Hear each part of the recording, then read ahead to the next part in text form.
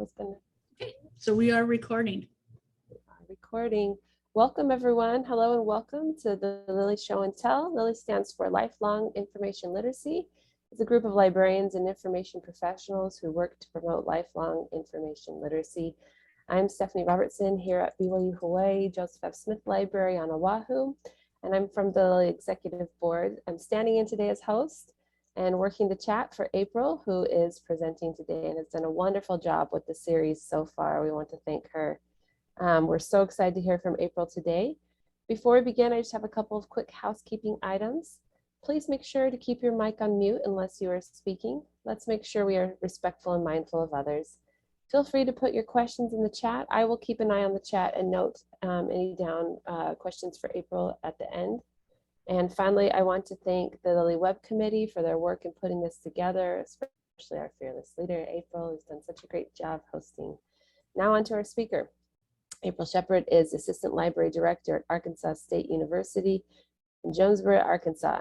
She teaches 4-credit and one-shot information literacy classes, as well as a large variety of, quote, other duties as assigned, end quote, tasks. Yes, we know those. When she is not in the library, she can often be found watching horror movies or going to horror conventions. I want more information about that. The picture on the first slide might indicate a bit about that. I'm going to go ahead and look at the chat now, and we'll turn the time over to April. All right, thank you, Stephanie. So yes, my presentation is using analogies and pop culture to teach information literacy. Yes, that's zombie April over there. I am undead librarian on social media and Xbox and PlayStation. So if you see that, that's probably me. I'm going to talk a little bit about analogies first, the benefits and the challenges to using them, give you some examples, and then I'm going to do the exact same thing with pop culture. But first, I wanted to give a land acknowledgement. So I am presenting from Arkansas State University. The original inhabitants of this area is the Osage, the Quapaw, and the Sioux. And I do ask that you join me in acknowledging these communities, as well as acknowledging that our land was founded upon the exclusions and erasures of many indigenous people. And if you don't know the area for people for your area, there's the link down there in the corner. And you will notice I have lots of citations in my presentation. Don't worry, you will get the slideshow at the end too. And real quick, I know we all probably know what information literacy instruction is. And this is my personal definition. It is the ability to recognize information needs, locate and evaluate sources, and to ethically and effectively use that information, both academically and everyday life. And I feel very, very strongly that information literacy can happen anywhere. I think we tend to think of instruction as something that only happens in classrooms and workshops. Every opportunity with a patron is the opportunity for information literacy instruction. So when you're helping a patron at the desk and you're doing that database instruction, showing them how to get to an article, that's information literacy instruction. When you're helping a patron find information about their prescriptions, that's information literacy instruction. So I'm going to talk a lot about classes and students. That's just my wheelhouse. That's kind of what I know. But the things I'm talking about is not confined just to academic libraries. It can be used anywhere. So I just wanted to kind of put that disclaimer out there first. And then I'm going to talk about why do I use analogies in pop culture? And one of the big things is because of library anxiety. And it's a way of easing that. And library anxiety is a situational anxiety. It only happens in libraries and when someone's thinking about using a library. And for those of us who work in libraries, it may be kind of hard to think that someone gets anxious thinking about using this, but there's lots of reasons why. For example, some people are just socially anxious. I'm one of those people who have really bad social anxiety. Or maybe someone is afraid of going to a building they don't know and they're afraid of going to the wrong place. Sometimes students or patrons I've found, they're afraid of looking dumb. They're afraid of admitting they need help. Or, students especially, they kind of equate libraries with homework. So there becomes this negative connotation there. And then I'm sure public libraries get a lot of the shame aspects of library use. So if you have a new library user And the first time they come into the library is because they've lost their job and they need help filling out paperwork for their benefits or their unemployment. There's a certain level of shame that could happen. Lots of reasons why there's potential for library anxieties, but we know it's a real thing. And the other reason is that librarians have a really bad reputation. So this is just some examples. There's so many of them. And I got some things from the 30s, 40s, 60s here. The shushing librarian, the librarian who's mad at the patron, who disapproves of the patron. It still goes on. The top two are screenshots from a TV show called The Magicians. Zelda has to have her sweater and her horn-rimmed glasses.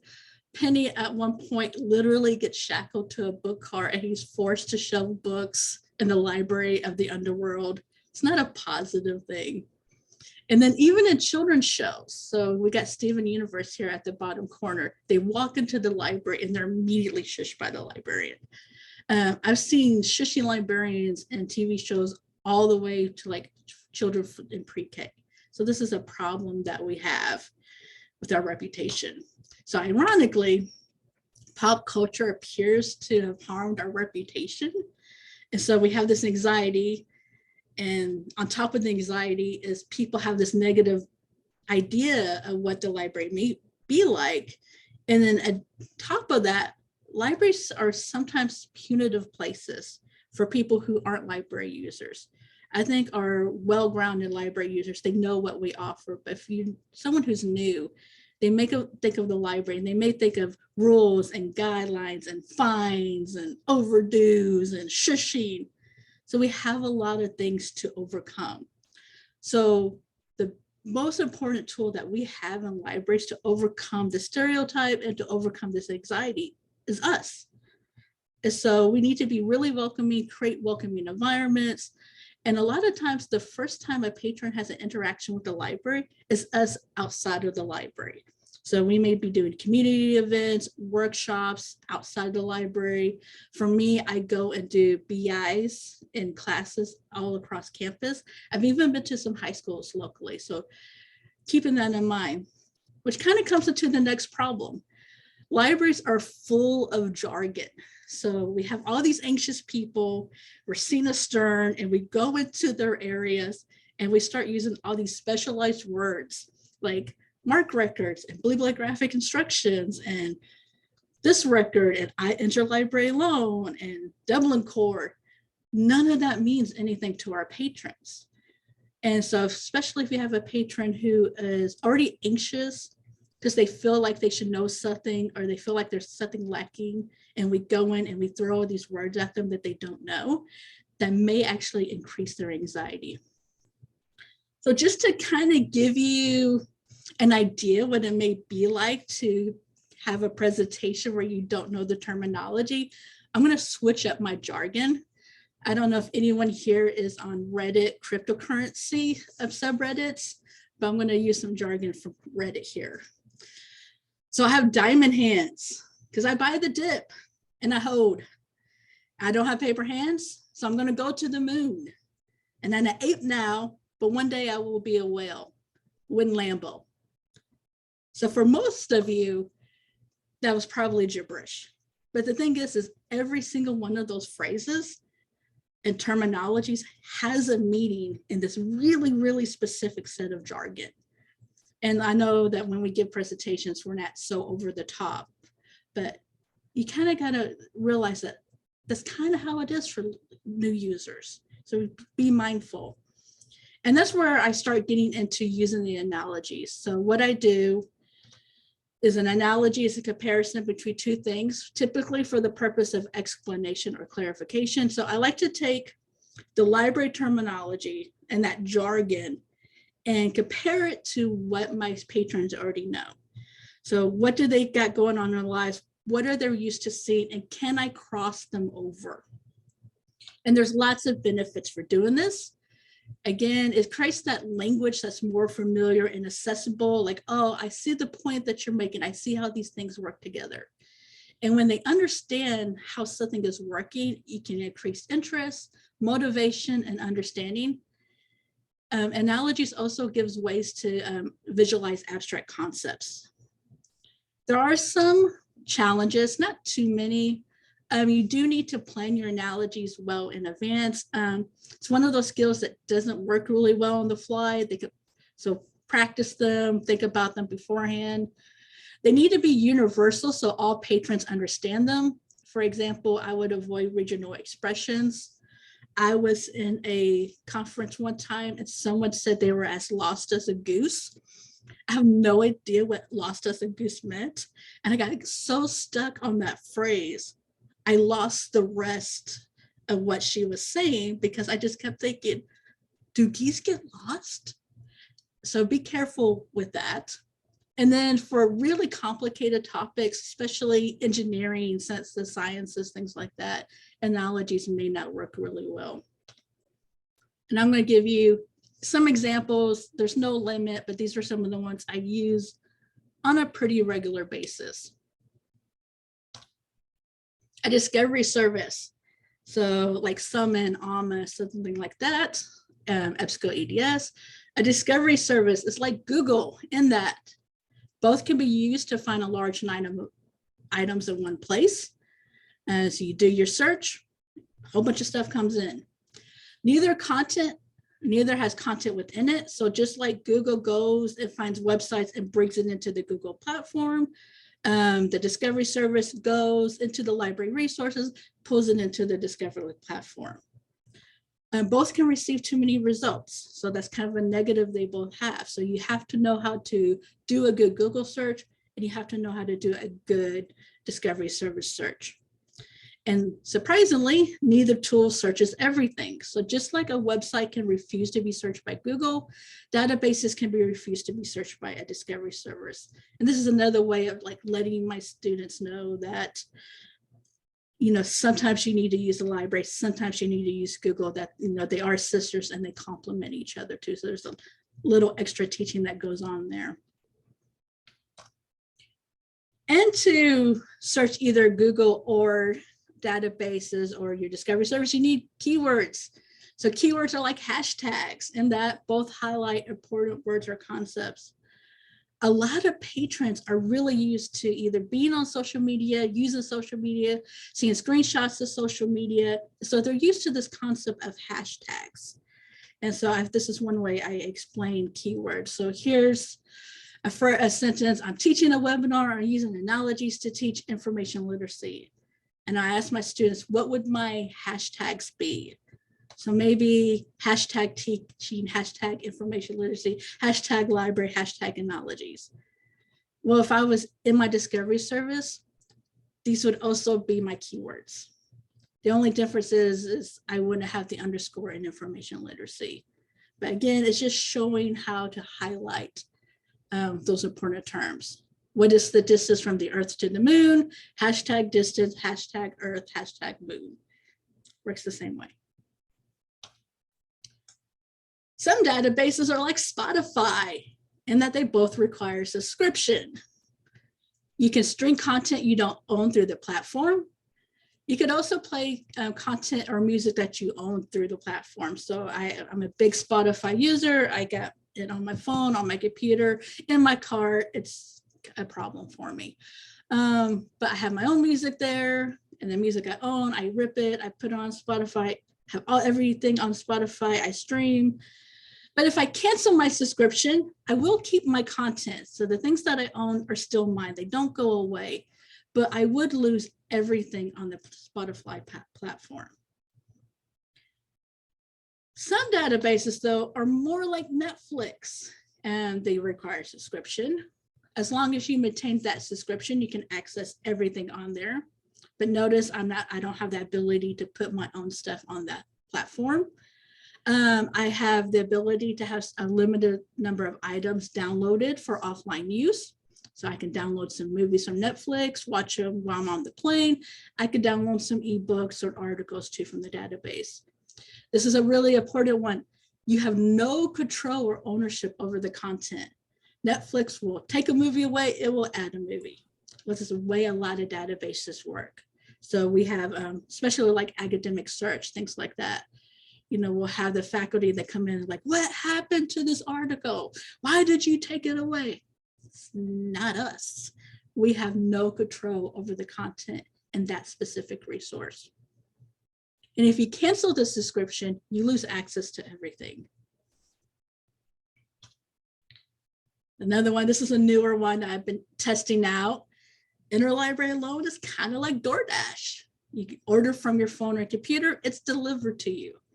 DoorDash is pretty quick, hopefully, goes straight to your house. ILO, most of the times you're gonna get a PDF in your email unless you're requesting an actual book.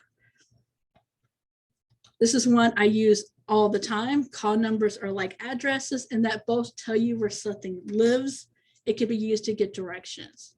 And this, I use this even when I'm just working with patrons at the reference desk. Especially if I could tell that they're new users, you get that vibe off of them. They're not sure what they're doing. And I help them find a book, and I tell them, make sure you write the call number down. That's the book's address. I don't hit them over the head with it. And then I have a multi-floor building. If I have your address for your book, I could tell you how to get to that book. And there's lots and lots of analogies you can use. In addition to showing where the author got their information, reference lists or works cited pages are kind of like the customer also viewed section in Amazon. Both can lead you to finding similar information, artists, things like that. So I, especially in my bibliographic instruction, my one-shot and my 4-credit, I'll tell my students, okay, if you're having trouble, you have this amazing article and it works really well for your paper, go to the works cited page and go to the references. Is there stuff that you can bounce off? Because you can go from one, jump to the other one. And sometimes what you jump to is actually better than what you started with. And I have a screenshot here of some Walking Dead Funkos, but it kind of works the same way. And again, here's a screenshot of JSTOR. This is a page for a journal. So you can see I have my abstract, I have my keywords, my authors, all that information there, when it was published. And on the other side is a screenshot from Netflix. These are both on The Walking Dead. But Netflix tells me who the cast is, the genre. The TV show is ominous, scary, dark, kind of like my subject terms or my keywords. My blurb there is kind of like my abstracts. So you can see how these are going off of each other. So a lot of students are going to be used to Netflix. So just kind of making that comparison of looking at this record page. You look at Netflix, decide if you want to watch that movie. Look at the record page, decide if you want to read this article or check out the book or whatever like that. So kind of making that comparison. So pop culture, I love pop culture, obviously from all my Walking Deads you've already had to put up with. Pop culture is the collective ideas, attitudes, and interests of a given group of people as reflected art, film, memes, products, television. There's tons of stuff. Patrons may consider pop culture to be an essential part of their lives. And pop culture is really aimed at younger people. So the younger your patron is, the more they probably identify and associate with pop culture. So, there's some patrons I don't use pop cultures with, and some I use a lot. So it's about getting that vibe. And there are tons of benefits of teaching with pop culture. So it helps patrons make a connection to what is taught and what's relevant to them. So in a way, it kind of could work like an analogy. So we'll do different searches and they say, oh, okay, I see what's going on. It also can connect us to our patrons through our mutual interests and them to us. And so they may be like, oh, hi, you're the librarian who likes the zombies. You're the undead librarian. We'll have the whole conversation about what's going on at what TV show. But that kind of will create a emotional, that connection. I become their librarian. It could also provide a theme for instruction sessions. Sometimes, you'll have a workshop or a session and it's, you're told what to do. The professor asks you to come in, or the teacher, you're going to talk about this today, and you do, and that's perfectly fine. Sometimes you don't really have a way to go and you're just going through the library resources. So having a theme can help, or if you're doing a workshop, having a theme can help with the workshop too. And then having these connections and these themes can create an emotional response or evoke emotional learning. So if you make a pop culture reference or something like that, and the students go, wait, what? Did that librarian really say that? You caught their interest, so that surprise. Or if you make a joke or something and they laugh, those responses are triggering something that's going on. And these emotional responses can create a deeper learning, because now they're going to pay attention. And I see this all the time. I'll go into a classroom and they're like, oh gosh, the librarian is here. And I'll make the first joke or the first pop culture reference. And I can see the students looking around like, did that really happen? And then as the class progresses, I could see the way they hold themselves in my classes can shift. I can see the shoulders are going down, and then they're looking, and the eye contact and the head nodding is going on, which kind of leads to the next bullet point. Making them interested in the topic can lead to interactive discussions and interest in library resources. So a lot of times I'll ask for, what do you want me to look up? I'm going to show you how to use the discovery service. And they'll be quiet. And maybe I'll do something really off the wall, whatever I'm feeling that day. Well, by the end of the class, maybe I'm showing them a specific database. Okay, give me something. What do you want to look at? And now I got people giving me suggestions and themes, and we're discussing and we're talking. And that's that emotional response. That's that emotional learning. And I'm showing them that these library resources are really powerful tools. And if they're interested in the topic, they're going to be more likely to actually use the tools instead of just go straight into Google. And so this creates a memorable experience. I still have students who come up to me like, you were in my class. And I'll try to remember who they are. It's like, oh, I was. What was it? And they're like, it was 3 years ago, and you came to my world civ class, and you talked about this. Like, they remember. Or sometimes students will come to me and they'll be like, I had you last year for my Making Connections class, and you were really great. Can you help me? So again, it's that creating that mutual interest, that connection. And then pop culture can also act as a scaffolding for difficult or challenging concepts. So when librarians stand in front of the classroom and present the world of databases, books, and scholarly articles, half the class is already drifting off. The challenge is to get the students interested in learning more about the resources available to them so they can apply them to the current academic work and beyond. And again, if you do schools or academic, you've probably been in the classroom and you just see the eyes glaze over, the librarians here, the class groans. You start saying, well, the catalog, and they've zoned out. So trying to keep that interest and keeping them going and engaged. I really like this quote. We cannot assume that the 20th century literacy instruction will serve the needs of the 21st century learners effectively. And I'm going to paraphrase the rest of this quote because Freeze says an excellent job. This is school libraries, popular culture in school libraries. Instead of interpreting a student with deficits as someone who needs to catch up with their peers, we can look at what they bring into the classroom. They may not have grown up visiting museums, but they may be able to discuss at length about SpongeBob or Pokemon, which gives them valuable background knowledge that can be used to their benefit. Simply because they do not have the apparent knowledge or appreciation for, quote, culture, does not mean they come to school empty. So it's a way to bounce off of that and kind of tie what they know with what's being taught. More benefits to using pop culture, and this is for us. For those of us who naturally use humor, we can feel more confident teaching.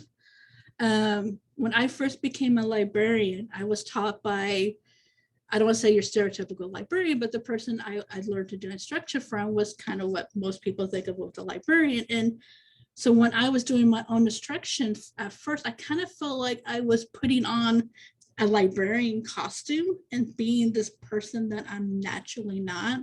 I'm kind of dad jokes, pop culture, it's kind of my vibe. And I was really nervous when I made like the first joke of class, but as I done it, I feel like myself and I feel like I connect better. And I just feel a lot more confident teaching. There's no way I would have been able to do a webinar like this early in my career because I felt so out of place. Pop culture can make instruction equally fun for library staff. I have lots of fun. There's no reason why I should go into a classroom and not have as much fun as I can hopefully make for the students. I enjoy what I do. I enjoy coming to work, and part of it is because I'm just having fun. It can help us connect to the patrons. So not only is making a reference like, oh, wow, that librarian's cool, I'm like, oh, you know about this. And then sometimes, especially before classes, if I know students, we'll have these pop culture topics and questions. And I'm becoming their librarian, or I'm, out at a community fair, or even the COVID clinics. I work the COVID clinics on my campus. We're having these non-library conversations, but it's pulling them towards the library, even if they don't realize it. And it's connecting me with them because I have some patrons, they're my patrons too. I see them and I claim them. It could also keep instruction entertaining and fresh by switching out topics and themes. For those of you who work in school and academic, maybe even public, if you do workshops, you do the same class over and over and over. My university has a class called Making Connections. All freshmen have to take it. And there's a session and an assignment that's a library section. And the assignment is the same for every single class. So we go in, but I get bored easy. And so I don't want to talk about the same thing and use the same examples every time I go and teach the same class. If I'm bored, you can hear in someone's voice. If you ever talk to someone and you can tell if they're bored, you're going to get bored too. If they don't care, why should you care? So by going into the classroom and say, well, today I'm going to talk about My Little Pony as my theme, start using examples. Or, oh, today I feel like, I don't know, The Walking Dead, whatever I feel like that day. And I get to do that. And it kind of keeps the class fresh for me, even though I'm teaching the same class I've taught 500 times before. And that helps avoid ruts, and also can help avoid burnout, especially if you're really to the public, really doing those instruction sessions. You got 1,000 Comp 1s and 1,000 freshman classes. So kind of being able to change it up just kind of keeps you excited. And I just wanted to add that if you're not someone who's naturally comfortable using pop culture references, if you're not naturally comfortable making jokes, that's totally okay. There's some instructors I don't meld with really well because they want that super serious librarian. So when I come into their classes, I do the super serious librarian gig and I point and I click and I talk. And that's what they want. And that's okay. I'm not their librarian. And there's other librarians who do that and they connect a little bit better. But there's other faculty on my campus who ask for me by name. They'll be like, April, I want you to come to my class and you're going to talk about monsters the whole time. I'll be like, yes, I am. Let's go talk about monsters. And that's okay. I just want to make sure people know that if this isn't you, if you aren't comfortable making these type of references, or make the same references I can. I'm a big horror person. I talk a lot about horror stuff. It's okay if you're not. If you're into monster trucks, use monster truck references. That's totally okay. There's some challenges to teaching with pop culture. One is that you need to appear genuine. And that's just, you can practice and it's okay to practice. I've prepped for every class. I've prepped for this presentation. I did some searches, knowing what I'm talking about, but it needs to appear genuine. You got to be careful that you don't do too many references because you can dilute the instruction. You don't want to just kind of become cool, the cool uncle or the cool aunt. You got to have the instruction part with it too. And so my little saying here is pop culture references should be used like salt, just enough for some flavoring. So we'll do some serious topics, then we'll throw in something that's pop culture. We'll go back to a regular search, throw in another bit of pop culture. So it's all mixed in. You will probably need to stay familiar with pop culture to keep the references current. I have a poor coworker who is stuck in the 80s and doesn't understand why the students do not get their references. So you got to kind of consume a lot of media. Unfortunately, I have teenagers at home. They help me with that. Some patrons may not like particular references. So maybe I like zombies, but maybe they're not vibing with the zombie concept. So maybe we got to change it up. That's okay. You got to be careful because some patrons may confuse the references with the theme. I think this mostly happens if you're just going way overboard with your pop culture references. You're kind of losing the point of the instruction section. So just again, that balance that you need to have. Some patrons may not understand satire. So satire is one of those, you got to make sure it's really clear that it is satire, especially if you're dealing with international students or neurodivergent or people who may not have English as a second language. You know, that nuance may be a little harder for them. So there's a little area that can get kind of tricky. Some librarians and library staff may worry about appearing professional.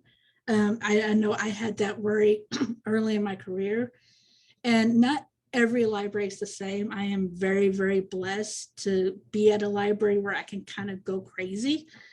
But I know that other people work at libraries that have really strict rules and expectations. So maybe using pop culture may make you feel like you're not being taken serious by your peers or being taken serious by your students.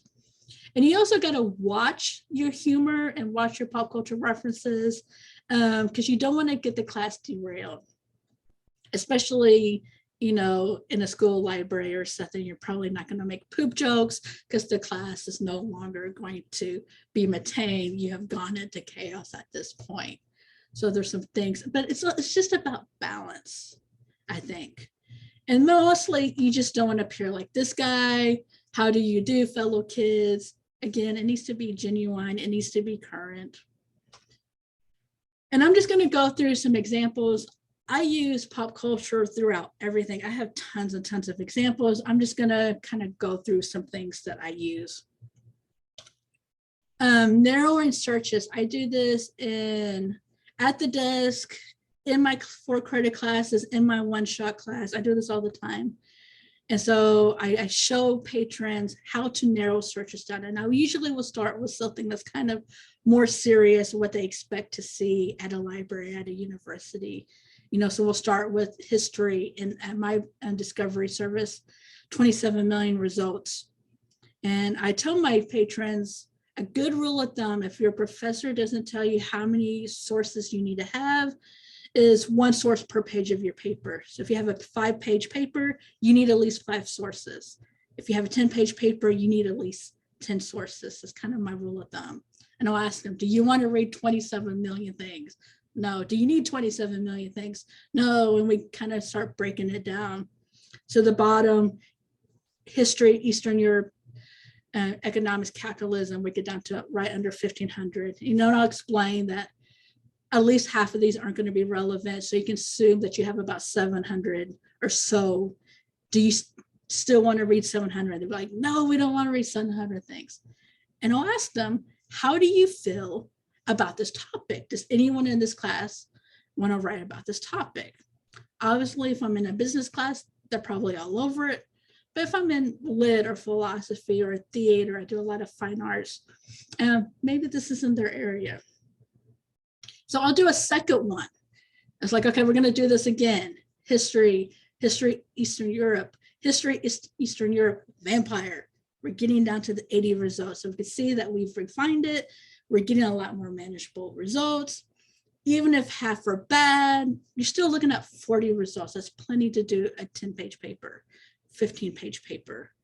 And I asked them, which one of these topics do you prefer? And overwhelmingly, it's going to be the vampires. They really like the vampire topic. And what's interesting about this particular topic is when I was an undergrad, my World Civ professor, he gave us a list of topics for our paper, our final paper, but there are a list of banned topics. And he said, I've been teaching for 20 years. I cannot read one more paper on the pyramids. Please. He practically begged us not to use these topics. So my undergrad World Civ history paper was the history of the vampire mythology in Eastern Europe. It was a totally fun paper. It completely changed how I thought about history, how I thought about research, how I thought about academia, because I really had this stereotype of college is boring, academia is boring, research is boring. But when I did something that interested me, it wasn't so boring. I also didn't procrastinate as bad. And that's something else I tell my students. If you can do something that interests you, you will not put it off so much. And it's not going to be such a pain to write. Because really, if you can think of a topic, someone probably writes about it. It's really hard to break a topic. It's going to either be too obscure or too new. And that's about the only two things. And there's tons and tons and tons of stuff. So this is, I checked these last night, more fun searches. This is my discovery service. So it's not pulling all my databases. So you can see I got The Walking Dead, head banging, head injuries, bronies, Cardi B, Star Trek Society, TikTok. These are all things that people write about. And these are all full text scholarly articles just from one resource in my library. You could totally write papers on these topics. But I also make sure to tell my students that just because I like weird stuff doesn't mean they have to like weird stuff too. If what you're into is what is, quote, boring, then do that. It's all about kind of taking what you're interested in and making it your own and focusing on that. And it doesn't matter if I'm interested in your topic or not. I want to help you to do your topic. If you're doing a project for my class and it's not my topic, that's totally okay. It doesn't have to be my topic. I want it to be yours. I had a student one semester whose whole final project was on deer sausage. He did a really great job, but the whole thing was on deer sausage, and that's totally okay. And which kind of segues into a Libguide example I have. This is a screenshot from my Starting Your Research Guide. And it's like coming up with keywords, looking over your assignment. How do you know what your assignment is? And then one of the things is on my guide is how to make it fun. So especially for the people who are school librarians, academic librarians, there's going to be those core classes in college, those gen eds, and you got to take them, but they're not your area. And I hear students all the time, why do I have to take history? Why do I got to take math? Why do I have to? Well, start thinking about the things that you do like. And can you incorporate something that you're not crazy about into something that you do like? For example, economics, I don't know why economics doesn't work for me. I can balance your checkbook. I could do my taxes. You start talking business and economic speech, my brain it shuts off. I don't know why. Love music. So my examples in this guide is join them. So can you study the financial effects of illegally downloading music? Who's losing the money? And interestingly enough, the people who do illegally download music are the people who buy the most music. So you can talk about that. Effective ways of selling music, including free downloads. How are artists making money? So if you're an MC Front a Lot, MCR friends, they said you got to buy sell t-shirts. Tech9 says you got to sell concert tickets. That's where you're going to be. And then my favorite one is compare rap lyrics during a recession and during a financial boom. Do rap lyrics change with the economy? Do artists wear less bling in a recession? And it sounds like a really out there crazy topic, but it's not. People write about this stuff. This is a great, excellent article. This is one of my favorite articles. I love this article. And it's pretty much, how does the economy affect what rap songs get popular on the radio? I like to do interactive keywords exercises. The bread's my favorite, but sometimes I use pop culture, and I know bread is probably not pop culture, but I will have an interactive pull up. And I'll ask them, what do you call this? And you can see in my class here, 6 said but, 3 said heel, Forrest said in, I've never caught it in. Forrest said trash, I've never heard that one. And I had two that were completely different. And so when we talk about keywords, with my students, I'll tell them, you got to think about who wrote the article and what word did they use. So did they use public transportation or urban transportation? And sometimes it depends on where they're from, because British people may use slightly different terminology than American people. So we do this interactive keyword exercise just to show how varied our terminologies are from us. This is fresh off the press. I'm still finalizing this one. I just made a choose your own adventure Libguide on misinformation. So you wake up, it's a story. So you start in the intro page. Your character wakes up in the dungeon after getting into an argument with a knight about whether or not the queen is a cannibal. So you have to make your way through the story to prove that the story of the queen is misinformation. And so you have to, what do you do next? Do this, turn to page 2, do this, turn to page 3. And if you choose wrong, you die. So it's pretty silly. I had so much fun making this guide. And I have a regular misinformation Libguide. I have a misinformation infographic. And then I have this, a choose your own adventure. So it's 3 different ways I have for depending on how they learn to come at it, but it's all the same content. So this is just a silly way, but I get lots of giggles from this. Other examples, you've been catfished. I like to use images of characters from TV shows to reverse image search. I make this, my first credit students do this in the assignment. I make them get catfished. They got to go and reverse image search who they fall in love with. I also like to pull up strange or scholarly articles that have students identify what makes them scholars. So we'll go through the different points of something scholarly, and I want to see if the topic trips them up. So one of my favorites is, what does SpongeBob think of Batman? This is an amazing scholarly article about how do children understand fictional worlds. And it's interesting to see how many students go, well, that can't be scholarly, but scholars don't write about SpongeBob. So we're trying to break that mode. Use memes to teach misinformation, fake news. There's tons of that. I like to use celebrities or pop culture stories to illustrate information timeline. So there's my Miley Cyrus run. So sorry for making you look at Miley. Probably need to update that with something new. But when we talk about this in my class, we'll talk about different events. So we'll switch it up. So I ask them, Brown versus the Board of Education, where is that? So desegregation of schools. So that's going to be past 2 years. So it's going to be in every source. Will Smith slapping Chris Rock, where are we in the information timeline? So help me identify your sources. So those are just examples. There's lots and lots of examples. I want to save a little time for questions. So if you have any, I am very happy to answer them.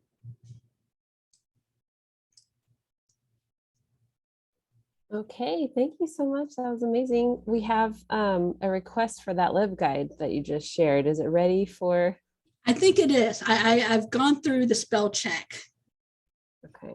Yeah, I can put up my contact info too.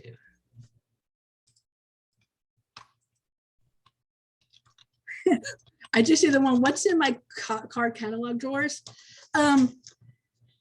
I have extra parts for all the library furniture. So the new tables that we got in have a drawer for the extra screws. There's one that's all my sharp stuff, my scissors and my X-Acto knives. Business cards, they're all different things. They're not labeled, though I need to. That's all. All right. Are there questions? There was earlier someone had asked, this might be an aside question, did April say the public client referring to a computer? I'm not sure. I missed that one when you said it, so I'm not sure if maybe we heard wrong. Someone had asked if we'll get slides and video recording or just slides or just recording, and I mentioned both. Mm-hmm. Yep.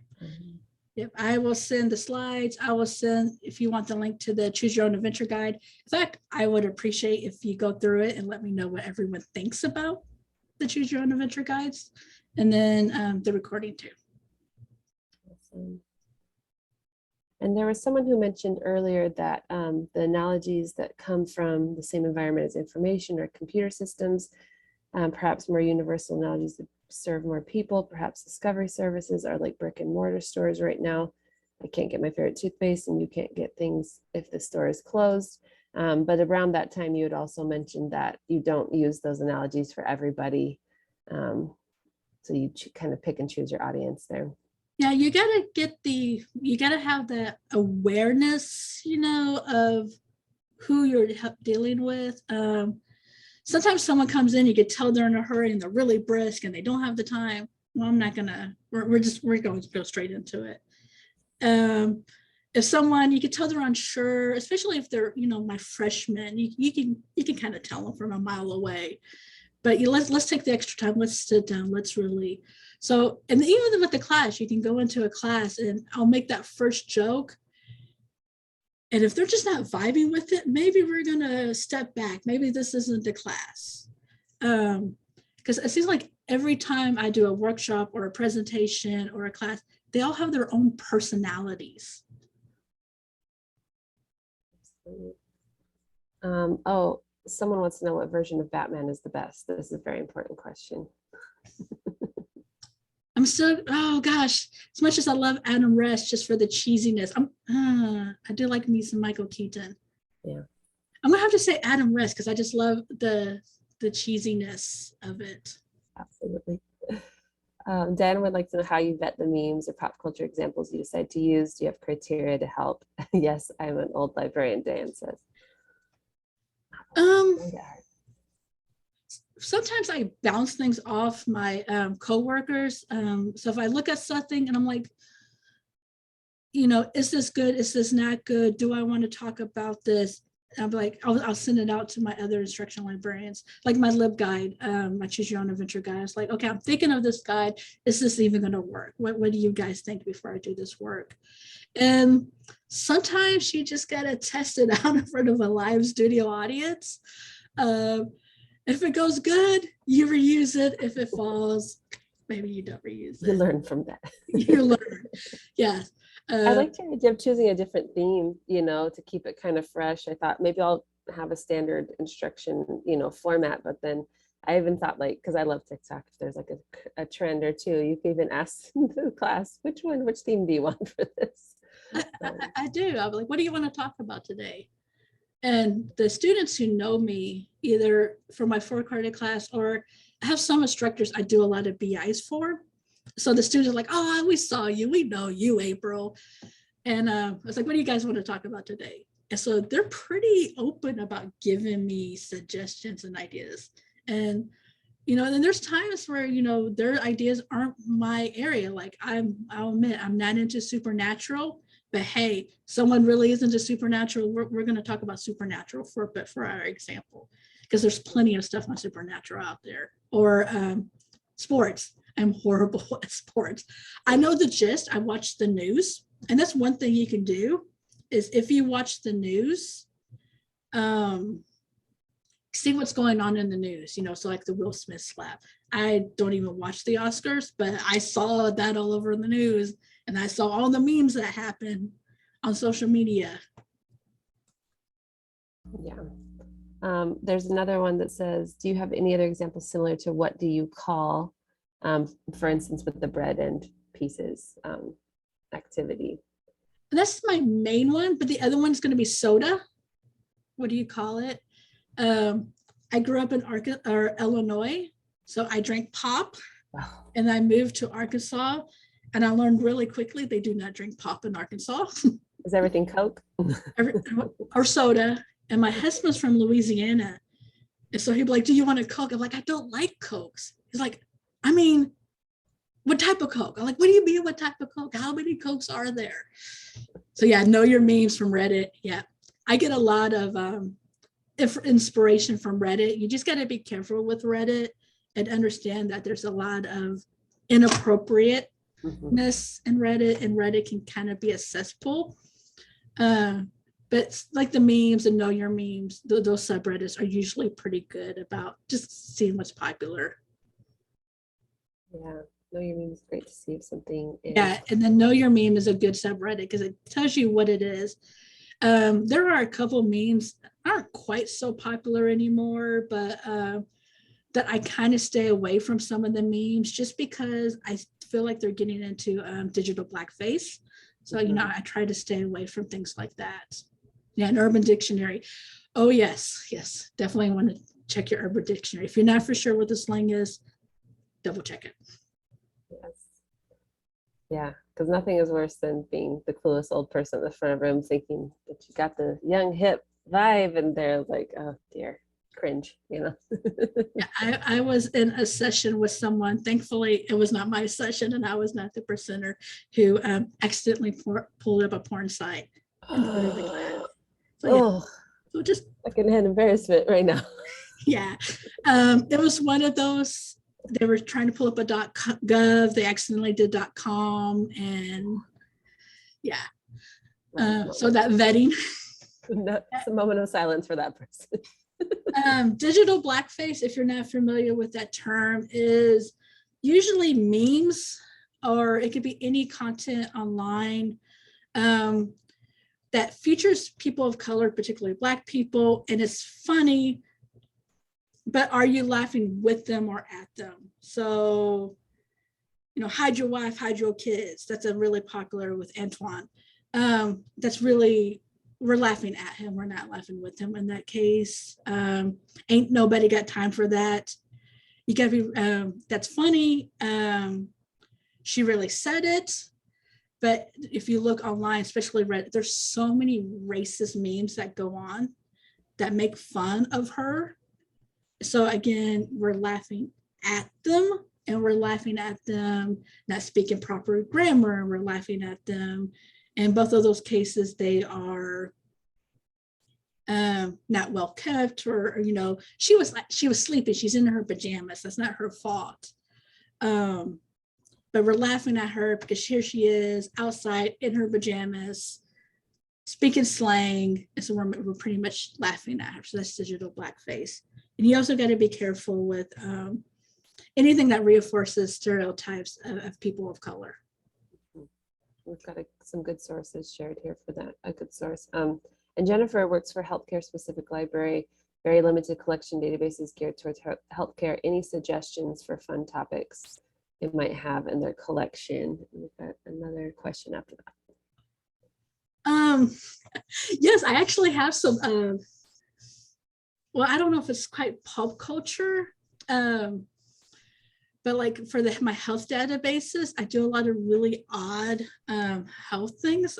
Kuru is one of mine, Kuru. I like to do that. I make my class learn about that. And Kuru is only a disease that only cannibals get.